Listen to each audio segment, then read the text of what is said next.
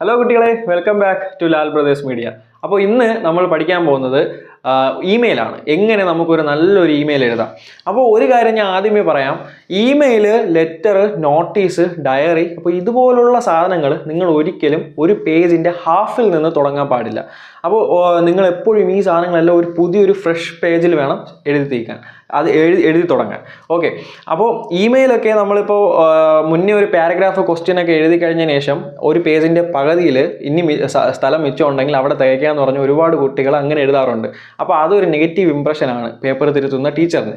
അപ്പോൾ അത് ഒഴിവാക്കിക്കൊണ്ട് വേണം നമ്മൾ ഇമെയിലും, ലെറ്ററും, ഡയറി, നോട്ടീസ് ഇതുപോലുള്ള കാര്യങ്ങളൊക്കെ എഴുതാൻ വേണ്ടിയിട്ട്. അപ്പോൾ ഇന്ന് നമ്മൾ നോക്കാൻ പോകുന്നത് എങ്ങനെ ഒരു നല്ല ഇമെയിൽ എഴുതാം എന്നുള്ളതാണ്.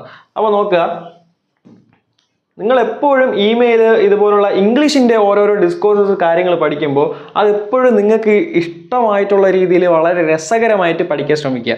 ഇവിടെ ഞാൻ എടുത്തിട്ടുള്ളത് നമ്മുടെ രംഗാണ്ണൻ അമ്പാന് തൻ്റെ ബർത്ത്ഡേ പാർട്ടിക്ക് ഇൻവിറ്റേഷൻ നൽകിക്കൊണ്ടുള്ളൊരു ഇമെയിലാണ്. ഓക്കെ എടാ, അപ്പോൾ ഇമെയിൽ എന്ന് നമ്മുടെ മനസ്സിൽ ആദ്യം തോന്നേണ്ടത്, ഇമെയിൽ എന്ന് കേൾക്കുമ്പോൾ നമ്മുടെ മനസ്സിൽ ആദ്യം ഓടി വരേണ്ടത് ഈ 3 കോളംസാണ്. ഈ 3 കോളംസാണ് ആദ്യം മനസ്സിൽ ഓടി വരേണ്ടത്. അതിൽ ആദ്യം എഴുതുക ടു. ആർക്കാണോ നമ്മൾ ഇമെയിൽ എഴുതുന്നത് അയാളുടെ ഇമെയിൽ അഡ്രസ്സ് ഇവിടെ വയ്ക്കുക. ഇപ്പോൾ രംഗണ്ണൻ തൻ്റെ ബർത്ത്ഡേ പാർട്ടിക്ക് ഇൻവിറ്റേഷൻ ചെയ്തുകൊണ്ട്, അമ്പാൻ ഇൻവിറ്റേഷൻ ചെയ്തുകൊണ്ട് അയക്കുന്ന ഒരു ഇമെയിലാണ്. അപ്പോൾ amban@gmail.com വയ്ക്കുക. എന്നിട്ട് അടുത്ത കോളത്തിൽ CC പിന്നെ BCC അത് രണ്ടും എഴുതുക. ചുമ്മാ 2 സ്പേസ് വിടുക, തീർന്നു. അടുത്ത് സബ്ജക്റ്റ് എന്താണോ കാര്യം, ഇൻവിറ്റേഷൻ ടു ബർത്ത്ഡേ പാർട്ടി വയ്ക്കുക. അതിനുശേഷം ഇതിൻ്റെ അകത്ത് എഴുതുന്ന കണ്ടന്റ് എന്ന് പറയുന്നത് നമ്മൾ ഒരു ലെറ്റർ എഴുതുന്ന, സാധാരണ നോർമൽ ലെറ്റർ എഴുതുന്ന രീതിയിൽ എഴുതിയാൽ മതി. അതായത് ഡിയർ അമ്പാൻ, അതിന് ഒരു കോമ ഇടുക. അതിന് താഴെ hope you are doing well. അതിനുശേഷം I am absolutely fine here, എനിക്കിവിടെ സുഖമാണ്, നിനക്ക് അവിടെ സുഖമാണെന്ന് വിശ്വസിക്കുന്നു.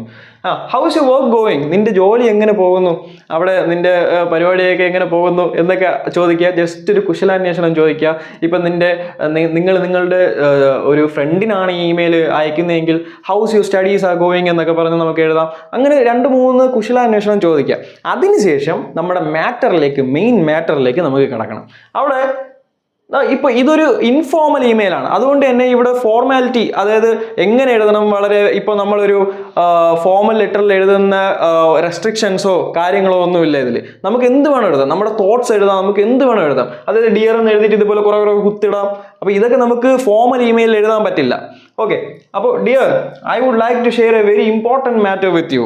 എനിക്ക് നിന്നോട് വളരെ ഇമ്പോർട്ടൻ്റ് ആയിട്ടുള്ള ഒരു കാര്യം പറയാനുണ്ട്.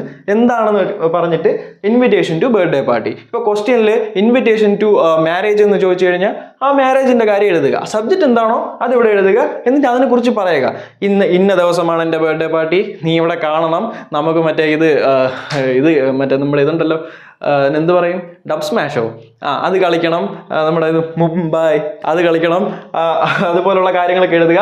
എന്നിട്ട് ലാസ്റ്റ് അങ്ങനെ കുറച്ച് കാര്യങ്ങളൊക്കെ വെച്ച് തള്ളുക. ഓക്കെ, എന്നിട്ട് last I am concluding my words, ഞാൻ എൻ്റെ വാക്കുകൾ നിർത്തുന്നു. Hope you understand my feeling, എൻ്റെ ഫീലിംഗ് നീ മനസ്സിലായെന്ന് ഞാൻ പ്രതീക്ഷിക്കുന്നു. Okay, convey my warm regards to our Bibimon. നമ്മുടെ ബിബിമോന് എൻ്റെ അന്വേഷണമൊക്കെ ഒന്ന് പറയണം, അവനെ നീ നല്ലപോലെ നോക്കണം എന്നൊക്കെ പറയുക. അടുത്ത് expecting your favourable reply soon, നീ ഇതിന് റിപ്ലൈ തരുമെന്ന് ഞാൻ പ്രതീക്ഷിക്കുന്നു എന്നൊക്കെ പറഞ്ഞ് എഴുതുക.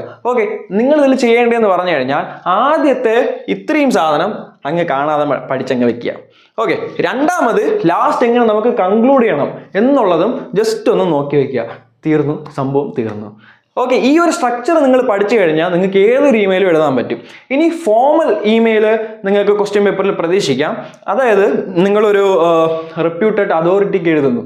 ഇപ്പോൾ നിങ്ങൾ സ്കൂളിൽ പോകുന്ന വഴിക്ക് ഏതെങ്കിലും നിങ്ങൾ പോകുന്ന വഴിയിൽ തന്നെ ഏതോ കുറച്ച് ഫാക്ടറിയിലുള്ള ആൾക്കാർ ഈ കോഴിയുടെ വേസ്റ്റും അതുപോലെ എന്തെങ്കിലുമൊക്കെ പ്ലാസ്റ്റിക് വേസ്റ്റും ഒക്കെ കൊണ്ട് നിങ്ങളുടെ പോകുന്ന വഴിയിൽ കൊണ്ട് ഡംപ് ചെയ്യുകയാണ്. അപ്പോൾ ഇത് കണ്ട ഉണ്ണിക്കുട്ടൻ, നിങ്ങളുടെ കൂടെ പഠിക്കുന്ന ഉണ്ണിക്കുട്ടൻ ഇത് കണ്ടിട്ട് ഇതിൽ ശുഭിതനായിട്ട് അവൻ എന്ത് ചെയ്യുന്നു, ഈ ഒരു അഴിമതി നിർത്തണം, ഈ ഒരു പരിപാടി നിർത്തണമെന്ന് പറഞ്ഞ് അവനൊരു റെപ്യൂട്ടഡ് ഇതിൻ്റെ ഒരു ഇൻസ്റ്റിറ്റ്യൂഷന് അവൻ ഈ ഒരു കംപ്ലൈൻറ്റ് റേസ് ചെയ്തുകൊണ്ട് ഒരു ഇമെയിൽ എഴുതാൻ ചോദിക്കും. അപ്പോൾ ആ തരത്തിലുള്ള ഇമെയിലൊക്കെ നമ്മൾ ഫോർമൽ ഇമെയിൽസ് എന്ന് പറയും.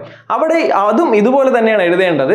പക്ഷേ സബ്ജക്റ്റിൻ്റെ അവിടെ നമ്മൾ എന്താണോ ക്വസ്റ്റ്യൻ പേപ്പറിൽ തന്നിരിക്കുന്ന സബ്ജക്റ്റ് അത് വെക്കണം. എന്നിട്ട് ക്വസ്റ്റ്യൻ പേപ്പറിൽ തന്നെ നമുക്ക് അതിൻ്റെ ആയിട്ടുള്ള എന്താണ് ഇതിൻ്റെ അകത്ത് ഇൻക്ലൂഡ് ചെയ്ത് എഴുതേണ്ടതെന്നായിട്ടുള്ള കാര്യങ്ങൾ അതിൽ തന്നെ കാണും. അതെടുത്ത് ഇതിൽ എഴുതണം. അപ്പോൾ ഈ സ്ട്രക്ചർ പഠിച്ചു വയ്ക്കുക. എന്നിട്ട് എന്താണെന്നനുസരിച്ച് അതിനനുസരിച്ച് മാറ്റം വരുത്തി എഴുതുക. ഓക്കെ, ലാസ്റ്റ് എഴുതുക യുവേഴ്സ് ലവ്ലി രംഗണ്ണൻ, എന്നിട്ട് ഇമെയിൽ. എഴുതുന്ന ആൾ ആരാണോ, ഇപ്പൊ ഞാനാണ് എഴുതുന്നതെങ്കിൽ എൻ്റെ ഇമെയിൽ ഐ ഡി, രംഗണ്ണനാണ് അമ്പാൻ എഴുതുന്നതെങ്കിൽ രംഗണ്ണൻ്റെ ഇമെയിൽ ഐ ഡി. ഓക്കെ, അപ്പൊ ഇങ്ങനെയാണ് ഒരു നല്ലൊരു ഇമെയിൽ എഴുതേണ്ടത്.